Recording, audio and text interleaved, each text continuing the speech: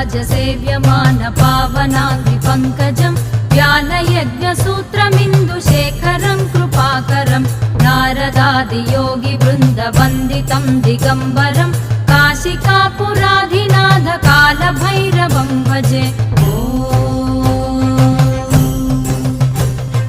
भानुकोटिभास्वरं भवाब्धितारकं परं नीलकण्ठमीप्सितार्थदायकं त्रिलोचनं कालकालमम्बुजाक्षमक्षशूलमक्षरं काशिकापुराधिनाथ कालभैरवं भजे।